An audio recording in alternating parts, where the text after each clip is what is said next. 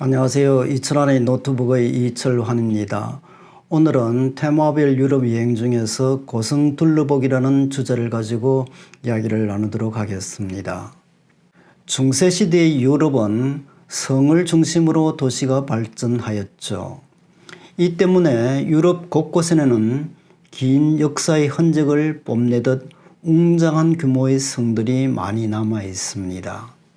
당시 군주들은 자신의 권세와 위엄을 드러내기 위해 경쟁적으로 아름답고도 웅장한 성들을 지어대었습니다. 성을 건립하는 목적도 처음에는 적군의 침입을 막기 위한 요새의 개념이었습니다만 나중에는 왕과 귀족의 별장 기념으로 발전해 나가게 되었습니다. 이 고성들이 지금은 유럽의 주요 관광 포인트가 되고 있죠. 주요 고성들을 둘러보기 전에 제가 고성에서 지낸 하룻밤의 경험담을 잠시 소개하도록 하겠습니다. 언젠가 저는 스위스에 살면서 자동차로 여행하던 도중 호기심에서 고성을 개종한 호텔에 투숙한 적이 있습니다. 목적지인 고성 호텔은 산 꼭대기에 위치해 있어 꼬불꼬불한 산길을, 그것도 칠흑같이 어두운 밤길을 어림짐작으로 약 3 내지 4km는 달려야만 했습니다. 마침내 고성에 도착할 시간은 거의 밤 12시가 다 되어 있었습니다. 고성을 호텔로 개조해 놓은 건물의 1층은 레스토랑으로, 그리고 2층과 3층은 객실로 활용되고 있었습니다. 그런데 그날 투숙객은 우리 가족뿐이었습니다. 주인장도 우리에게 방을 안내해 주고는 아랫마을에 있는 자기 집으로 내려가 버렸습니다. 이제 호텔에는 아내와 저 단 둘만이 남겨져 있었습니다. 처음 얼마 동안은 내가 이제 이 고성의 성주로서 성을 지키며 하룻밤을 보내게 되었다는 약간은 낭만적인 기분에 젖어 있었습니다. 그러나 시간이 지날수록 공포가 엄습해 왔죠. 특히 아내는 유령이라도 나올 것만 같다면서 잠을 이루지를 못했습니다. 사실 성은 외형뿐만 아니라 실내 장식물도 온통 낡은 골동품들로 이루어졌기에 아내가 무서워하는 것도 이해가 되었습니다. 옆에서 자꾸만 무섭다고만 하니 두려움도 전염이 되어서 저까지도 덩달아 무서워지기 시작했습니다. 그래서 결국 아내와 저 둘은 그날 밤을 온통 뜬 눈으로 새고 말았는데 지금 와 생각하면 다시 만나기 어려운 아주 소중하고도 흥미로운 경험이 아니었나 생각이 됩니다. 그러면 이제부터 고성들을 본격적으로 둘러보도록 하겠습니다. 우선 프랑스의 루아르 지역의 고색 창연한 고성들부터 가보도록 하겠습니다. 루아르 지역은 프랑스에서 가장 긴 루아르 강을 끼고 발달한 드넓은 평야와 울창한 숲이 있으며 기후 또한 온화한 곳입니다. 그리고 이곳에는 울창한 숲 사이로 아름다운 자태를 숨긴 고색 창연한 고성들이 집중적으로 몰려 있죠. 중세 때 군사 목적으로 세워진 성, 그리고 르네상스 이후 왕후나 귀족들의 주거지 내지 별장으로 만들어진 생체 등이 널려져 있는데 이들의 수가 전체 80여 개나 된다고 합니다. 이들은 마치 동화 속에 나오는 그림들처럼 하나같이 예쁘기만 합니다. 프랑스 역대 왕들이 이 지방의 앞을 다투어 성을 건립한 이유는 울창한 숲이 제공하는 풍부한 사냥감과 이 일대에서 생산되는 양질의 포도주 때문이었다고 합니다. 이 수많은 성들 중에서도 가장 남성적이라는 샹보르 성, 그리고 가장 경관이 뛰어나며 역사적 이야기 소재를 가지고 있는 신홍소 성, 또 가장 여성적이라는 아제리도 성은 특히 사랑을 많이 받고 있죠.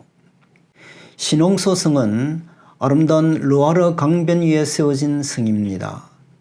강과 성의 만남, 참으로 상상만 해도 운치가 넘치고 낭만적이지 않습니까? 강물에 투영된 성의 모습은 더욱 환상적입니다. 장방향으로 조성되어 있는 정원 또한 매우 아름답습니다. 정원에 심어진 화초들은 흰색과 분홍의 밝고 엷은 색상 단 2가지에 불과하지만 이 단조로움에서 오히려 더 환상적인 느낌을 받을 수가 있습니다. 16세기에 세워진 이 성은 유난히 여성들이 성의 주인이 된 적이 많았기 때문에 여성스러움이 특히 돋보입니다. 앙리 2세가 이 성을 자신의 애첩에게 선물로 주었는데 앙리 2세의 본처가 애첩을 몰아내고 성의 주인이 되기도 했다고 합니다. 그 이후에도 여러 세기 동안 앙리 3세의 부인 등 여러 명의 여인이 이 성의 주인이 되었다고 하죠. 그래서 6여인의 성이라고도 불리기도 합니다. 한편 샹보르 성은 마치 장난감 레고를 확대 만들어 놓은 것이 아닌가 싶을 생각이 들 정도로 아기자기하면서도 독특한 모습을 가지고 있습니다. 건축 양식을 통해 미뤄볼 때 레오나르도 다빈치가 셀그에 참여했을 가능성이 크다는 이 성의 외관은 아랫부분은 비교적 단순하지만 윗부분은 수많은 탑과 화려하게 치장된 굴뚝이 복잡하게 얽혀 있습니다.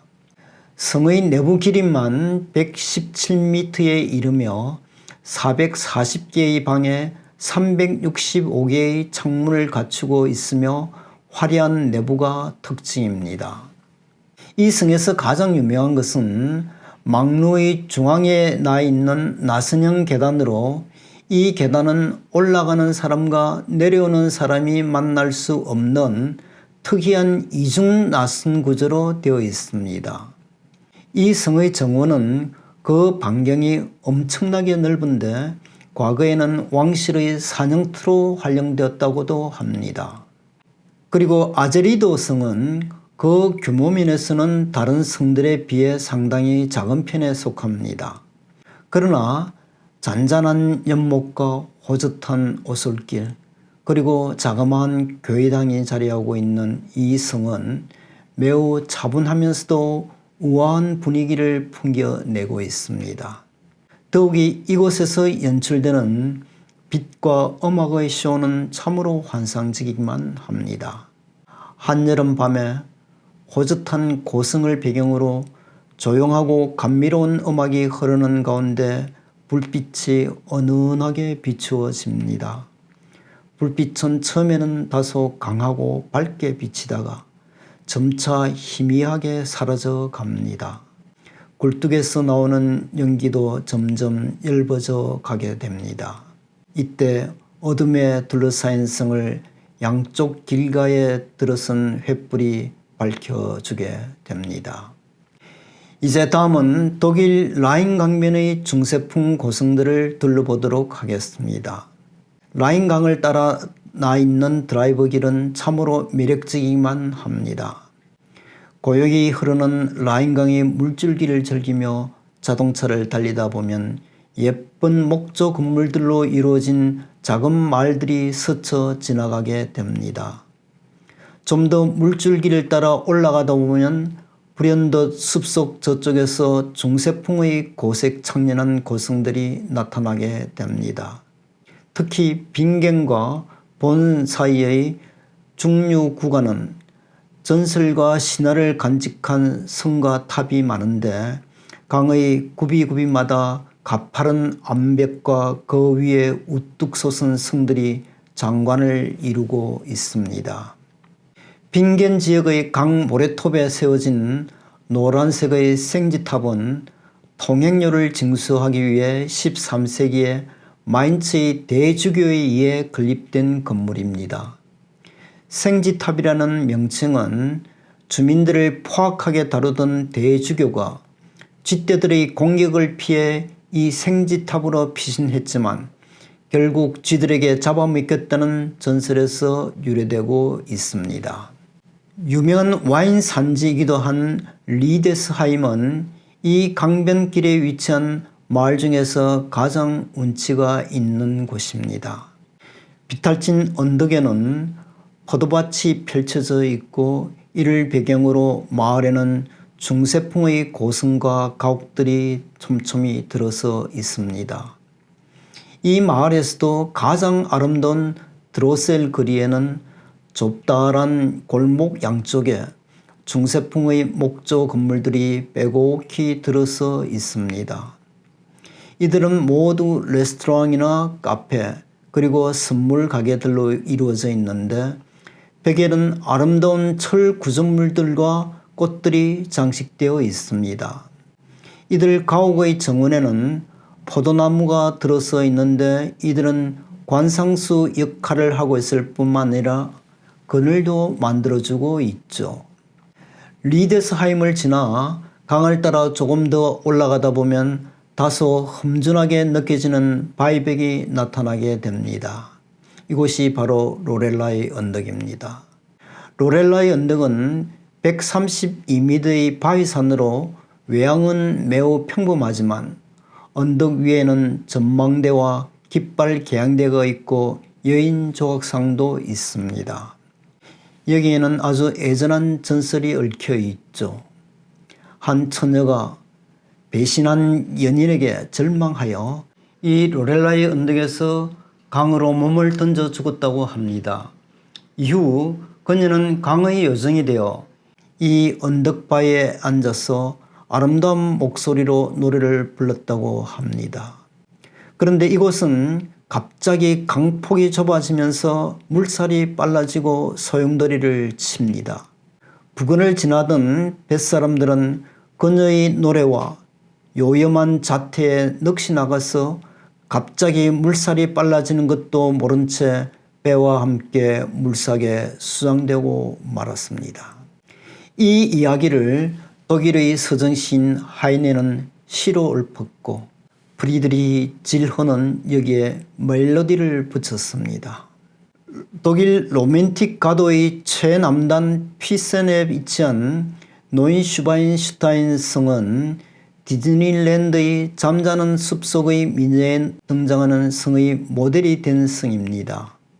성이 만들어진 내력이 매우 매력적입니다. 바이에른의 왕이었던 루드비히 2세는 왕이 된 지 2년 만에 프로이센과의 전쟁에서 패배하여 주권을 잃고 이름뿐인 왕으로 전락하고 말았습니다. 이후 정치적 압박감에 본래 심약한 성품이 더해져서 바그너의 음악에 매료되게 됩니다.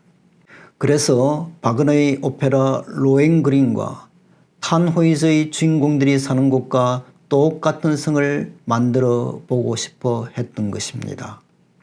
그 꿈을 실현하기 위해 선택한 곳이 지금의 노이슈바인슈타인 성이 위치한 험준한 바위산 산꼭대기였습니다.